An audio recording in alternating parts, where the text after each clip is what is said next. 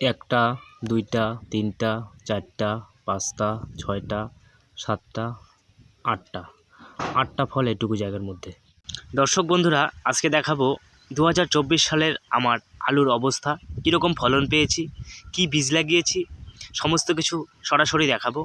এই যে দেখুন আমার আলুর বর্তমান 80 দিনের বয়সের অবস্থা। এই যে আলের ধারে আমি সর্ষে লাগিয়েছি, সর্ষেও বেশ ভালোই হয়েছে, ম্যাচুরিটি টাইম চলে এসছে। তো আর 15 থেকে 20 দিনের মধ্যে আমার আলু বিক্রির জন্য উপযুক্ত হয়ে যাবে। আমি আর 15 থেকে 20 দিনের মধ্যে এই আলুগুলো বিক্রি করব। তো অবশ্যই আপনাদেরকে মাটি খুঁড়ে আলু তুলে দেখাবো কীরকম ফলন হয়েছে এবং সাইজ কীরকম হয়েছে, এবং আগামী 15 থেকে 20 দিনের মধ্যে কীরকম সাইজ আসতে পারে আপনারা ধারণা করতে পারবেন আলু দেখে। তো এটা আমি লাগিয়েছি টেকনিকো কোম্পানির হিমালিনী জাতের আলু। এটি আমার খুব পছন্দের একটি জাত। এই জাতের ভীষণভাবে ভালো একটা ফলন পাওয়া যায় এবং যথেষ্ট কোয়ালিটি এর মধ্যে হয়ে থাকে।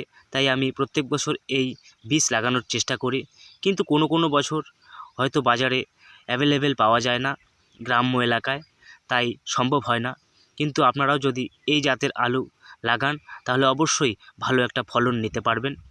আলু ভালো ফলন পেতে হলে অবশ্যই সঠিক জাত এবং সঠিক বীজ আপনাকে নির্ধারণ করতে হবে, তাহলেই আপনি সঠিকভাবে ফলন নিতে পারবেন। তবে ভালো ফলন পেতে হলে অবশ্যই সঠিক পরিচর্যাটা বিশেষ গুরুত্বপূর্ণ। তবে একটা বিষয় মাথায় রাখতে হবে, এই যে আমার আলুগুলো দেখতে পাচ্ছেন 80 দিন বয়সের আলু গাছ, কতটা সুস্থ সবল রয়েছে এখনও। এই গাছগুলো আরও 15 থেকে 20 দিন নির্দ্বিধায় জীবিত এবং সুস্থ সবল থাকবে বলে মনে হচ্ছে, যদি আমি কোনো রকম ছত্রাকনাশক বা কীটনাশক ব্যবহার নাও করি। তাই আপনাদেরকে অবশ্যই খেয়াল রাখতে হবে, আলুর ভালো ফলন পেতে হলে অবশ্যই আলু গাছগুলোকে সুস্থভাবে টিকিয়ে রাখতে হবে শেষ 100 দিন পর্যন্ত। তাহলেই আপনি অবশ্যই আলুর একটা ভালো ফলন নিতে পারবেন। পাঞ্জাব বীজ লাগালেন, সেটা কি কোম্পানির বীজ, কেমন বীজ না বুঝেই লাগিয়ে দিলেন, শুধুমাত্র পাঞ্জাব বীজ হলেই যে ভালো ফলন পাবেন তা কিন্তু কখনোই নয় বন্ধুরা। তাই আপনারা অবশ্যই ভালো জাতের বীজ লাগানোর চেষ্টা করবেন। তো যাই হোক, এবার দেখব কী ধরনের ফলন আমরা পাবো, বা এখন আমার এই আলুতে কী ধরনের ফলন হয়েছে সেটি সরাসরি আপনাদেরকে দেখাবো। তো এবার আলুর বাজার দর কীরকম থাকতে পারে অবশ্যই কমেন্টে লিখে জানাবেন। তবে আমার যতটা ধারণা, এবার আলুর একটা ভালো বাজার দর থাকবে। কৃষক বন্ধুদের মুখে হাসি ফোটাবে এই 2024 সালের আলু চাষিরা, খুব খুশি থাকবে, এটাই আমার আশা। তবে দীর্ঘদিনের অভিজ্ঞতা থেকে আমার যেটা ধারণা হচ্ছে, এবছর আলুর বাজার 1000 টাকা প্রতি কুইন্টালের উপরেই থাকবে। তাই আপনারা অবশ্যই সঠিক চিন্তাভাবনা করে সঠিক সময়ে আলু বিক্রি করবেন। বাজার দর ভালো থাকলে আপনারা অবশ্যই বেশি দিন আলু স্টোর করে রাখার চেষ্টা করবেন না, তাতে কিন্তু যথেষ্ট ঝুঁকিও রয়েছে।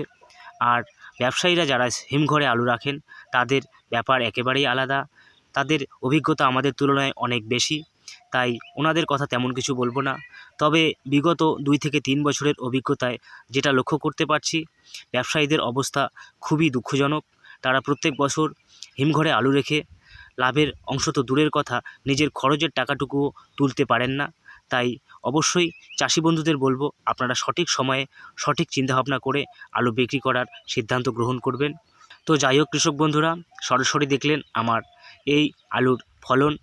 অনেকেই হয়তো ভাববেন যে এখানে আমি আগে থেকেই কিছু আলু মাটির নিচে রেখে সেই আলুগুলোকেই আবার বের করে আপনাদেরকে দেখাচ্ছি। না কৃষক বন্ধুরা, এমনটি নয়। যে সমস্ত কৃষক বন্ধুরা বিগত দিনে এই জাতের আলু চাষ করেছেন তারা অবশ্যই জানেন কী ধরনের ফলন পাওয়া সম্ভব।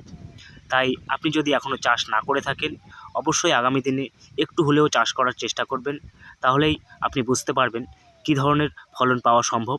তো যাই হোক, ভিডিওটিতে এতক্ষণ পর্যন্ত থাকার জন্য আপনাকে অসংখ্য ধন্যবাদ। বিভিন্ন রকম চাষবাসের বা কৃষিকাজের পরিচর্যামূলক ভিডিও পেয়ে আপনি নিজের অভিজ্ঞতাকে বৃদ্ধি করতে চাইলে অবশ্যই এই চ্যানেলটিকে সাবস্ক্রাইব করে রাখবেন। ভিডিওর নিচে কালো রঙের সাবস্ক্রাইব বটনটি লক্ষ্য করতে পারছেন, সেই বটনে ক্লিক করে। আর ভালো লাগলে অবশ্যই একটি লাইক করতে ভুলবেন না। বন্ধুদের কাছে ভিডিওটি শেয়ার করে দেবেন। আর বিভিন্ন রকম আলুর বাজার দর সম্পর্কিত ভিডিও পেতে চ্যানেলটিকে সাবস্ক্রাইব করতে ভুলবেন না। ধন্যবাদ।